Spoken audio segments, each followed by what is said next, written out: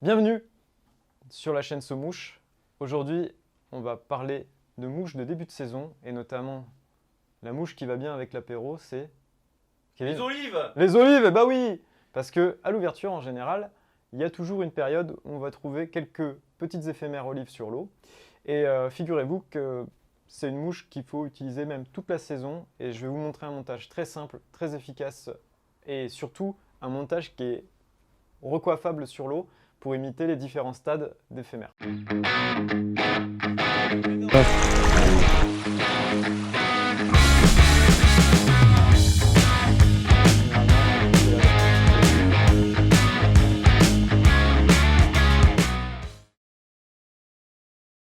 Pour monter une olive, je vais vous conseiller d'utiliser principalement des hameçons de 18 à 14. Et là, pour faire entre les deux, je vais monter sur un hameçon de 16. Donc là, j'utilise une référence plutôt moyenne en taille de hampe et une bonne ouverture. Ça, c'est pour éviter de décrocher trop de poissons puisque c'est des hameçons sans ardillon. Donc je vous conseille d'utiliser plutôt des hameçons avec une bonne ouverture et une hampe relativement moyenne.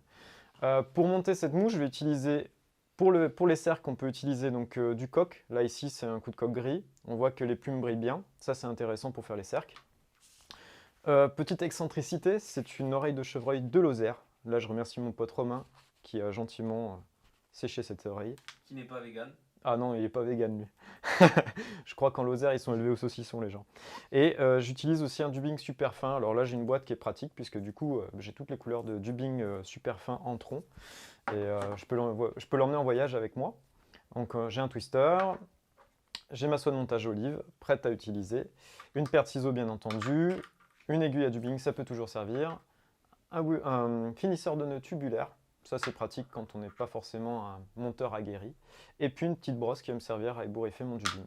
Donc je vous montre comment on procède.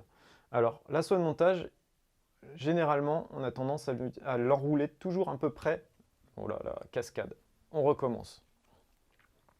Donc la soie de montage, pour l'enrouler comme il faut, je vous conseille de démarrer toujours un peu en arrière de l'œillet. Voilà.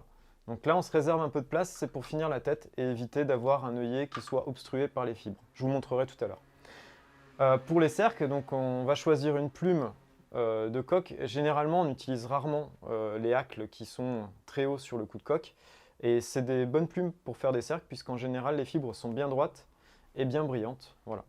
Donc je vais m'en garder une de côté. Je vais aller jusqu'au milieu de la hampe. Voilà. Et ici, je vais pouvoir fixer mes cercles. Donc les cercles, c'est la petite queue qu'on voit sur l'éphémère. Et sur le logo Somouche, d'ailleurs, c'est les 3 fibres qui font comme ça. Voilà. Donc sur ces plumes, on peut utiliser des fibres qui sont longues. Et ça va nous aider d'ailleurs à bien régler la longueur des cercles sur la mouche. Donc je prélève une dizaine de fibres, hein, pas besoin d'en prélever 150. Voilà, et on s'aperçoit qu'elles brillent très très bien ces fibres. Donc pour régler la longueur des cercles, alors l'éphémère quand elle sort de l'eau, hein, qu'elle s'est débarrassée de sa capsule nymphale, là j'utilise des termes un peu techniques, en fait la larve est montée vers la surface, pour donner lieu donc, à l'éclosion, ou on va dire l'émergence de l'éphémère, c'est plutôt l'émergence qu'il faut utiliser comme terme d'ailleurs, et donc l'éphémère va sortir ses ailes de sa capsule de larve, et c'est à ce moment-là que les poissons vont en profiter pour venir les manger, puisque c'est une petite période, hein, c'est quelques secondes, mais les poissons sont très très friands de ces insectes à ce moment-là, parce qu'ils sont plus faciles à capturer. Tout de suite après, ils vont redécoller de l'eau, et c'est à ce moment-là que les poissons n'auront plus la possibilité de les prendre. Donc souvent, quand on imite les éphémères, on les imite au stade d'émergence. Voilà, donc les cercles sont plutôt courts, mais il faut en mettre parce que ça peut imiter aussi l'exuvie, donc la capsule nymphale qui reste au cul de la mouche pendant une paire de secondes avant que la mouche décolle. Voilà, donc quand on veut régler les cercles, c'est pas compliqué, hein. Alors je peux les amener très très longs, voilà. Donc là ils sont trop longs, je vais régler la longueur, hop. Là j'ai la bonne longueur, donc pour arriver à reprendre exactement cette longueur, je vais repincer ces fibres avec mon index et mon pouce de la main gauche, et je vais venir fixer ces fibres en prenant soin d'avoir mon index et mon pouce qui viennent bien à la courbure. Voilà, et là, je vais faire quelques tours et si je lâche, j'ai pile poil la bonne longueur pour réaliser mes cercles. Donc pour sécuriser correctement mon montage, je vais aller directement jusqu'à la courbure avec la soie de montage et ici je vais couper. Voilà. Quand je suis à cet endroit, je vais pouvoir utiliser donc le dubbing super fin. Donc là, j'utilise principalement de l'Antron. Ça reste un dubbing lumineux et surtout facile à utiliser sans twister à dubbing. Là, je vais l'utiliser directement sur la soie de montage et en l'enroulant avec les doigts. Alors au niveau de la couleur, quand on connaît un petit peu les lieux de pêche et en fonction de la période, il faut savoir que les olives ne vont pas toujours être de la même tonalité. Je vous conseille d'avoir un assortiment de dubbing olive, on va dire du olive très clair, un olive plus marron pour imiter correctement la déclinaison de couleurs qu'on va retrouver au bord de l'eau. Alors là, je vais utiliser un olive moyen. Voilà, j'en prélève un petit peu. Je peux en prélever plus, hein. Après je peux me débarrasser de ce que j'ai en trop sur l'hameçon. Voilà. Et pour réaliser ce dubbing, il suffit de l'enrouler correctement sur la soie de montage. Voilà. Ce que j'ai en trop, de toute façon, je l'enlève. Voilà. Donc là, je forme un dubbing qui est assez fin et qui va me permettre de réaliser un abdomen aussi assez fin. Alors l'abdomen d'une mouche, il ne va pas faire complètement la longueur de la hampe. On va s'arrêter à peu près à 2/3 pour laisser un peu de place pour faire le thorax. Je vais en rajouter un petit peu.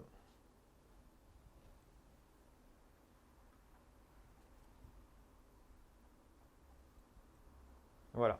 Donc, comme c'est un dubbing qui est facile à enlever, là j'ai la bonne longueur d'abdomen, je retire l'excédent. Voilà, j'ai mes cercles, mon abdomen et un corps qui est relativement fin. Arrivé à cet endroit, je vais pouvoir réaliser mon thorax. Donc pour le thorax, je vais utiliser le dubbing de poils d'oreille de chevreuil. Et donc l'oreille de chevreuil, c'est un matériau qui est sympa, surtout quand c'est présenté sous cette forme-là. Donc je vais avoir des poils clairs qui peuvent me servir éventuellement à faire des mouches plus claires et éventuellement aussi des repères pour bien voir la mouche sur l'eau. On peut faire une aile avec une petite pincée de poils un peu blancs pour bien la voir sur l'eau. Et puis, donc, ce qui est très très bien aussi, c'est qu'on va avoir donc des poils assez fins et courts vers le haut, vers la pointe de l'oreille, et plutôt longs et un peu plus dodus, on va dire, dès qu'on va aller vers la base. Là, l'idée, c'est que quand je vais réaliser ce dubbing, je vais utiliser des poils courts plutôt pour la partie arrière et imiter les pattes, et des poils un peu plus longs que je vais venir coiffer vers le haut pour imiter l'aile. Voilà, je vais vous montrer comment ça se fait. Donc, on utilise un twister à dubbing, ça c'est pour la partie un petit peu plus facile, hein, parce que là, enrouler ce genre de poils sur la soie de montage directement, c'est plus délicat. Voilà. Là, je fais une micro-boucle, enfin non. Là, je fais une demi-clé, histoire de finir, donc de fixer le fil et sécuriser mon montage, éviter que ça se débine en cours de route. Voilà. Je place tout comme il faut, je vais me libérer de la place. Alors là, j'ai un twister qui fait des boucles assez fines. Il faut bien que je prenne le temps de séparer correctement les deux fils. Voilà. Et là, je vais utiliser le dubbing en prenant des poils courts pour imiter les pattes vers l'arrière de mon thorax. Donc là, j'en ai une petite pincée. Et je vais utiliser des poils un peu plus longs pour imiter les ailes.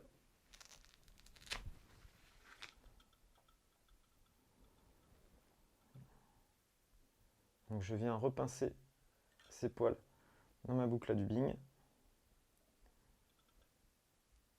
Il n'y a pas besoin d'en mettre de trop. Je vous conseillerais presque de le faire très aérien, ce dubbing, pour bien sécher la mouche quand elle sera sur l'eau. Je vais juste rallonger ça. Voilà. Donc là, je tourne mon dubbing. Et avant d'enrouler le dubbing, je vais l'aérer. Ça, c'est une astuce pour éviter d'en mettre de trop sur l'hameçon et d'avoir un gros pâté. Il faut savoir qu'une mouche, quand elle est posée sur l'eau, elle est très aérienne et surtout, ça ne fait pas quelque chose de dodu. C'est plutôt aérien et léger, hein. Une mouche sur l'eau, ça ne fait pas une silhouette trop ventrue. Donc, pour les olives, principalement, il faut rester fin dans le montage. Et là, d'aérer le dubbing, ça va permettre d'avoir une bonne proportion et de laisser un peu passer la lumière à travers la mouche chose que les mouches naturelles font très très bien.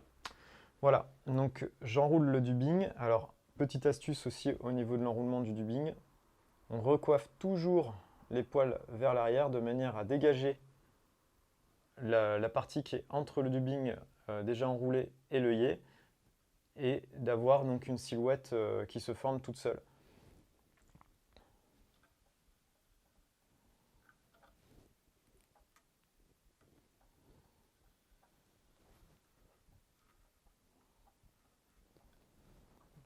Voilà, donc là, j'ai globalement mon émergente. Je vois que mes fibres sont peut-être pas tout à fait assez longues. Je vais rajouter juste une pincée un peu plus longue pour bien imiter l'aile.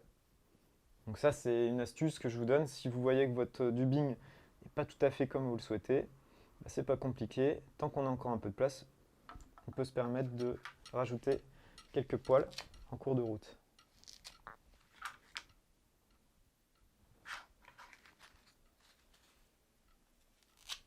Voilà, là je suis bien. C'est toujours plus simple d'en rajouter que d'en retirer, hein. Quand on a fait le dubbing twisté, voilà, tac.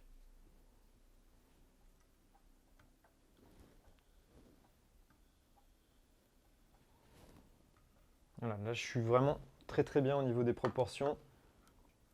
Je vais sécuriser mon montage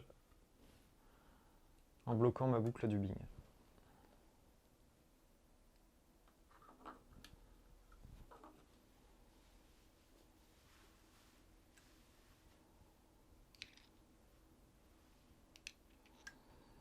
Et vous voyez ce que je vous disais tout à l'heure de garder un petit peu de place pour finir correctement la tête, bah, avec ce type de montage, si j'avais pas réservé un tout petit peu d'espace entre l'œillet et le départ de ma soie de montage, peut-être que là j'aurais un pâté qui se formerait et ce serait compliqué de finir la mouche. Là j'ai pile poil la place pour la terminer comme il faut en formant une petite tête.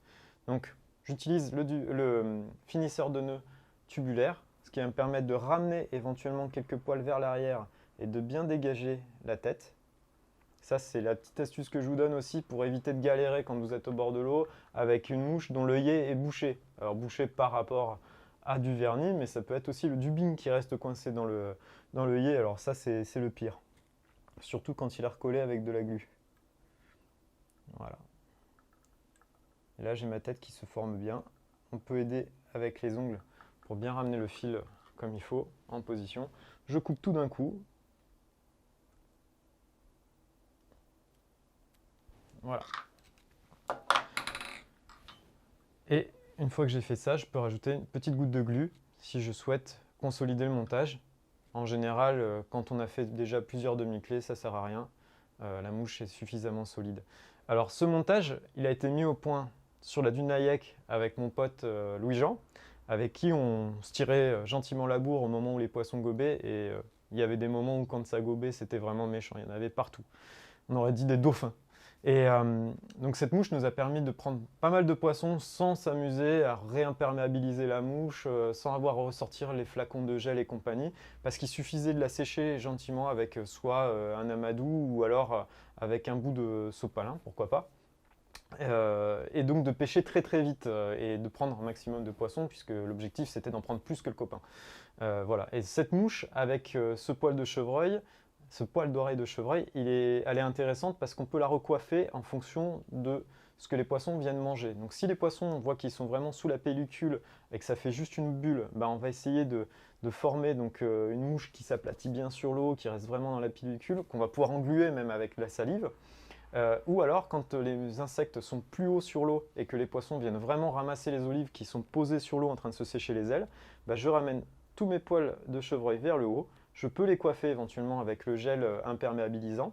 Et à ce moment-là, je vais vraiment avoir la silhouette de l'olive avec les ailes qui sont bien verticales sur l'eau et que les poissons vont vraiment identifier comme des proies faciles puisque c'est à ce moment-là aussi où elles sont le plus vulnérables. Voilà, donc c'est une mouche qui est pratique. Sous la pluie, c'est pas une mouche qui a tendance à couler. Donc c'est aussi intéressant en début de saison puisque bah, généralement l'ouverture, bah, il fait pas forcément très beau. Voilà, donc une mouche qui est facile à réaliser, qui prend pas beaucoup de temps, qui prend beaucoup de poissons. Donc bah, celle-là, je vous dirais qu'il faut l'avoir dans votre boîte. Je vous souhaite une bonne saison et puis bah, surtout, montez de belles mouches et à bientôt pour une autre vidéo.